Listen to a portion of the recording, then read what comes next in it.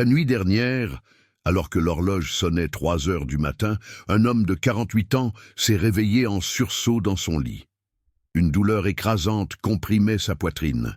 Sa respiration, saccadée et superficielle, ne parvenait plus à remplir ses poumons. Dans la pénombre, il a tendu la main vers sa femme endormie, mais ses doigts n'ont fait qu'effleurer les draps froids. Sa voix s'est éteinte dans sa gorge. Ses yeux, écarquillés par la terreur, fixaient le plafond alors qu'une seule pensée résonnait dans son esprit. Est-ce la fin? Suis-je prêt à rencontrer mon Créateur? Ce n'était qu'une crise d'angoisse, mais pendant ces quelques minutes terrifiantes, cet homme a ressenti ce que nous craignons tous, l'approche inexorable de notre dernière heure. Vous qui m'écoutez aujourd'hui, cette peur vous est-elle familière? Ce frisson glacé qui parcourt votre échine lorsque vous contemplez l'inévitable passage vers l'au-delà. Notre Sainte Église nous enseigne que la mort n'est pas une fin, mais un passage. Pourtant, même avec notre foi inébranlable, l'incertitude de ce moment ultime nous habite tous. Que se passe-t-il véritablement lorsque notre âme se détache de notre corps mortel? Quelle réalité attend-elle dans ce territoire inconnu qui sépare notre existence terrestre de l'éternité? Saint Thomas d'Aquin, ce géant intellectuel de notre Église, ce docteur angélique dont la sagesse illumine notre foi depuis près de 8 siècles, nous a laissé des enseignements profonds sur ce moment crucial. À travers ses écrits, notamment la Somme théologique, il nous dévoile 10 réalités que notre âme rencontrera inévitablement à l'heure de notre mort. Ces vérités, souvent méconnues même des fidèles les plus dévoués, peuvent transformer non seulement notre compréhension de la mort, mais aussi la manière dont nous vivons chaque jour qui nous est accordé par la miséricorde divine. Avant de poursuivre, je vous invite à faire un acte de foi silencieux, à demander au Saint-Esprit d'ouvrir votre cœur à ces vérités qui pourraient bouleverser votre vie spirituelle. Car ce que je vais vous révéler aujourd'hui n'est pas destiné à nourrir une curiosité morbide, mais à vous préparer, vous et vos proches, à ce passage inévitable que nous affronterons tous. La première réalité que saint Thomas nous enseigne concerne la solitude absolue de l'âme au moment du trépas. Quelle que soit la multitude de personnes qui entourent notre lit de mort, quelle que soit la ferveur de leurs prières, l'âme entreprend seule son voyage. Thomas écrit dans sa Somme contre les gentils, « L'âme, dans son dernier instant d'union avec le corps, se trouve dans une solitude que nul ne peut partager. » Cette vérité peut sembler effrayante, mais elle nous rappelle l'importance de cultiver dès maintenant une relation personnelle et intime avec notre Seigneur. Car au moment ultime, ce ne sont ni nos richesses, ni nos titres, ni même nos proches qui nous accompagneront, mais uniquement la présence du Christ si nous l'avons accueilli dans notre vie. Souvenez-vous de sainte Thérèse d'Avila qui disait « Que rien ne te trouble, que rien ne t'effraie, tout passe, Dieu ne change pas ». Cette première vérité nous invite à méditer quotidiennement sur cette solitude sacrée, non pas pour la craindre, mais pour nous y préparer dans la prière et la contemplation. Avez-vous déjà ressenti cette solitude profonde, même entouré de vos proches? C'est peut-être une invitation divine à vous préparer doucement à cette première réalité. La deuxième réalité révélée par l'Aquinate concerne la clarté extraordinaire de la conscience au moment du trépas. Saint Thomas explique que, dans ces derniers instants, notre intellect connaît une lucidité sans précédent. Les voiles qui obscurcissaient notre jugement se dissipent. L'âme voit alors sa vie entière se dérouler devant elle, non pas comme un simple souvenir, mais comme une révélation complète de chaque acte, chaque pensée, chaque intention cachée dans les replis de notre cœur. Dans la Somme théologique, question 89, Thomas affirme « L'âme séparée du corps possède une connaissance plus parfaite que l'âme unie au corps, car elle est libérée du poids de la chair corruptible. Cette clarté fulgurante est à la fois une grâce et une épreuve. Une grâce, car elle nous permet de comprendre enfin le sens profond de notre existence terrestre. Une épreuve, car elle nous confronte sans phare à la vérité de nos choix, bons et mauvais. Imaginez un instant cette lumière divine illuminant chaque recoin de votre conscience. Les péchés que vous avez confessés et dont vous vous êtes repentis sincèrement seront couverts par le sang précieux du Christ. Mais ceux que vous auriez négligés oubliés volontairement ou dont le repentir n'était que de façade, apparaîtront dans toute leur laideur.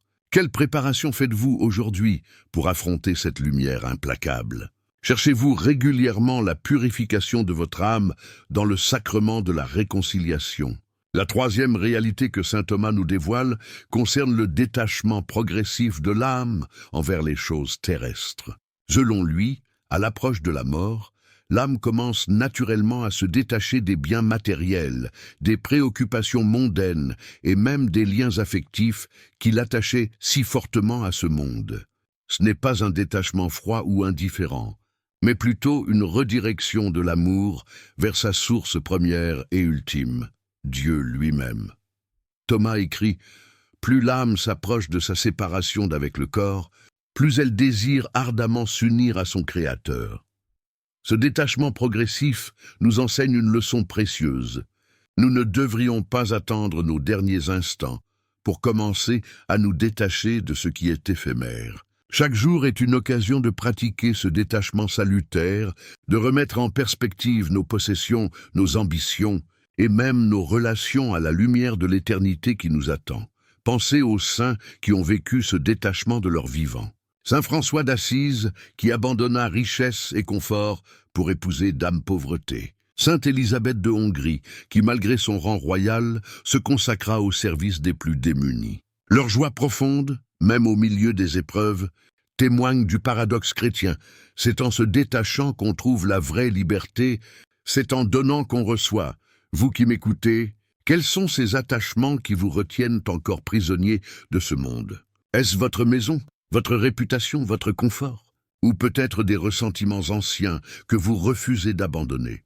La troisième réalité nous invite à un examen sincère et à un détachement progressif qui préparera notre âme à son envol. La quatrième réalité concerne la présence des puissances spirituelles autour du mourant. Saint Thomas, s'appuyant sur les Écritures et la tradition, affirme que l'âme, à l'heure de sa séparation d'avec le corps, est entourée de présences invisibles mais bien réelles. D'un côté, les anges gardiens et les saints intercesseurs viennent accueillir et protéger l'âme fidèle. De l'autre, les puissances des ténèbres tentent une ultime offensive pour s'emparer de cette âme. Dans son commentaire sur Job, Thomas écrit « À l'heure de la mort, l'ancien ennemi redouble de violence, sachant qu'il ne lui reste que peu de temps. » Cette bataille spirituelle qui se déroule autour du lit de mort n'est pas une simple allégorie médiévale, mais une réalité spirituelle confirmée par d'innombrables témoignages de saints et de mystiques à travers les âges. Sainte Faustine, dans son journal, décrit ces présences spirituelles qu'elle percevait auprès des mourants qu'elle assistait. Saint Padre Pio relatait comment il combattait les démons qui venaient tourmenter ses pénitents dans leurs derniers moments. Ces témoignages nous rappellent l'importance cruciale de l'intercession pour les mourants et de la dévotion à Saint Joseph, patron de la bonne mort. Vous qui avez peut-être des proches âgés ou malades, ne négligez jamais le pouvoir de votre prière pour eux. La prière de Saint Michel Archange, le chapelet de la divine miséricorde, l'invocation de la Vierge Marie, refuge des pécheurs. Ce sont autant d'armes spirituelles que vous pouvez utiliser pour protéger vos bien-aimés dans leur combat ultime. La cinquième réalité que saint Thomas nous révèle concerne le jugement particulier. Contrairement à une idée répandue, l'âme ne flotte pas dans un état indéterminé après la mort. Dès l'instant de sa séparation d'avec le corps, elle fait l'expérience d'un jugement immédiat et personnel devant le Christ. Ce n'est pas encore le jugement dernier, qui viendra à la fin des temps, mais un jugement individuel qui détermine le sort immédiat de l'âme. Thomas enseigne dans la Somme théologique, aussitôt après la mort, les âmes reçoivent la récompense ou le châtiment éternel, à moins qu'il ne leur reste quelque chose à purifier. Ce jugement n'est pas arbitraire, mais fondé sur l'ensemble de notre vie, sur nos choix libres et sur l'état de notre âme au moment du trépas. Le jugement particulier nous rappelle l'urgence de la conversion. Comme nous l'enseigne l'Évangile, veillez donc, car vous ne savez ni le jour ni l'heure. Matthieu 25, 13. Chaque confession sincère, chaque communion reçue dignement, Chaque acte de charité accompli par amour du Christ nous prépare à ce face-à-face décisif. Imaginez un instant ce moment solennel où vous vous tiendrez seul devant votre Sauveur et Juge. Ses yeux, qui ont pleuré sur Jérusalem et sur la tombe de Lazare, vous regarderont avec un amour infini, mais aussi avec la justice parfaite qui lui appartient. Que verront ces yeux divins en scrutant les profondeurs de votre âme? Une vie offerte et consacrée à son service? Une succession d'occasions manquées et de grâces négligées? La sixième réalité nous parle de l'expérience du temps dans l'au-delà. Selon saint Thomas, l'âme séparée du corps n'expérimente plus le temps comme nous le connaissons ici-bas. Elle entre dans ce que les théologiens appellent l'aevum, une forme d'éternité participée qui diffère tant du temps chronologique terrestre que de l'éternité absolue qui n'appartient qu'à Dieu. Thomas explique: l'âme séparée, bien qu'ayant un commencement, n'a pas de fin. Son être est mesuré non par le temps, mais par l'aevum. Cette transformation de notre rapport au temps a des implications profondes. Les souffrances du purgatoire, bien qu'elles soient temporaires par nature, sont vécues avec une intensité que nous pouvons difficilement concevoir dans notre condition terrestre. De même, la joie des bienheureux dans la vision béatifique possède une plénitude qui transcende notre expérience fragmentée du bonheur. C'est pourquoi l'Église nous exhorte à ne pas remettre à plus tard notre conversion, à ne pas gaspiller le temps précieux qui nous est accordé. Car une fois le seuil de l'éternité franchi, il n'y a plus de retour possible, plus de seconde chance. Vous qui m'écoutez, comment utilisez-vous le temps que Dieu vous accorde? Chaque minute qui passe est un don inestimable, une opportunité de grandir en sainteté qui ne se représentera jamais. Les saints nous enseignent à sanctifier le temps présent, à vivre chaque instant comme si c'était le dernier, non pas dans l'angoisse, mais dans la confiance joyeuse en la miséricorde divine. La septième réalité concerne la communion des saints et son influence sur l'âme du défunt. Saint Thomas enseigne que l'âme, après la mort, reste mystérieusement liée à l'Église dans ses trois états, militante sur terre, souffrant au purgatoire et triomphant au ciel. Cette communion transcende les barrières de la mort et permet un échange spirituel d'une richesse inouïe. Dans la somme théologique, Thomas affirme « Les suffrages des vivants peuvent être utiles aux défunts en vertu de la charité qui unit tous les membres du Christ en un seul corps.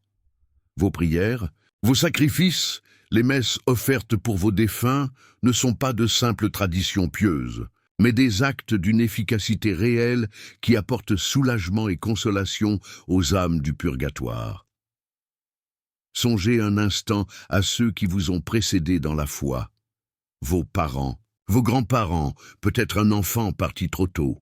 Ils ne sont pas absents, ils ne sont pas perdus dans un néant impersonnel. Ils sont plus proches de vous que jamais, unis dans cette communion mystérieuse que la mort ne peut rompre. Quelle consolation de savoir que nos actes de dévotion peuvent encore atteindre ceux que nous avons aimés.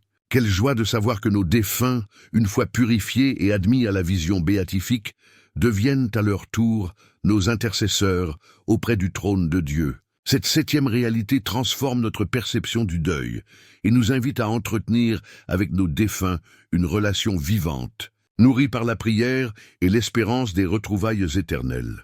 La huitième réalité que saint Thomas nous dévoile concerne l'état du corps séparé de l'âme. Bien que l'âme soit la forme substantielle du corps, lui conférant vie et organisation, le corps du défunt n'est pas pour autant une simple enveloppe vide ou un déchet à éliminer. Il conserve une dignité particulière en raison de son union passée avec l'âme et de sa destinée future lors de la résurrection. Thomas enseigne: le corps du défunt doit être traité avec respect, non pour lui-même, mais en raison de l'âme qui lui fut unie et qui lui sera de nouveau unie lors de la résurrection. Cette vérité fonde la pratique chrétienne du respect dû aux dépouilles mortelles et explique pourquoi l'Église, tout en acceptant la crémation sous certaines conditions, préfère l'inhumation traditionnelle qui exprime mieux l'espérance en la résurrection de la chair. Cette huitième réalité nous rappelle aussi l'importance de préparer notre corps, temple de l'Esprit Saint, à sa destinée éternelle, La chasteté, la tempérance, le jeûne, loin d'être des pratiques désuètes, sont des moyens de sanctifier notre corps et de le préparer à sa transfiguration future. Comme l'écrit saint Paul, nous attendons comme sauveur le Seigneur Jésus-Christ, lui qui transformera nos pauvres corps à l'image de son corps glorieux. Philippiens 3, 20, 21. Quelle révolution dans notre rapport au corps si nous méditions davantage sur cette vérité. Ni idolâtré comme dans le culte contemporain de la jeunesse et de la beauté physique, ni méprisé comme dans certaines hérésies anciennes, notre corps est appelé, lui aussi, à participer à la gloire éternelle. La 9e réalité concerne la purification finale de l'âme au purgatoire. Saint Thomas, fidèle à l'enseignement constant de l'Église, affirme que la plupart des âmes qui meurent en état de grâce ont encore besoin d'une purification avant d'accéder à la vision béatifique. Cette purification n'est pas une seconde chance de salut, mais le parachèvement de la sanctification commencée sur terre. Dans son commentaire des sentences, Thomas écrit « Le feu du purgatoire n'est pas destiné à conférer la grâce, mais à purger l'âme des résidus du péché et de l'attachement désordonné aux créatures. » Cette purification, bien que douloureuse, est aussi une manifestation de la miséricorde divine qui permet à l'âme de se présenter immaculée devant la sainteté absolue de Dieu. Les révélations de sainte Catherine d'Eugène sur le purgatoire nous éclairent davantage. Elle décrit ces âmes consumées à la fois par un feu d'amour et par la douleur de se savoir encore imparfaite devant l'amour parfait. Cette 9e réalité nous invite à intensifier nos prières pour les défunts, mais aussi à embrasser dès maintenant les purifications que Dieu nous envoie à travers les épreuves de la vie. Acceptez-vous les souffrances quotidiennes, les contrariétés, les maladies comme autant d'occasions de purification? Offrez-vous ces petites morts quotidiennes en union avec la passion du Christ. Voilà comment transformer notre vie en un purgatoire anticipé, moins douloureux que celui qui nous attendrait dans l'au-delà. Enfin, la 10e et ultime réalité que saint Thomas nous révèle concerne la vision béatifique, cette contemplation directe de l'essence divine qui constitue la béatitude éternelle des saints. Cette vision que nul œil n'a vue, que nulle oreille n'a entendue, que nul esprit humain ne peut concevoir, est la finalité ultime de notre existence, le but pour lequel nous avons été créés. Thomas enseigne dans la Somme théologique. La béatitude parfaite de l'homme consiste dans la vision de l'essence divine. Cette vision n'est pas une simple connaissance intellectuelle, mais une expérience d'amour et de communion qui engage tout notre être. Dans cette vision, l'âme connaît enfin le rassasiement parfait de toutes ses aspirations, la réponse à toutes ses questions, l'apaisement de toutes ses inquiétudes. Saint Augustin l'exprimait ainsi.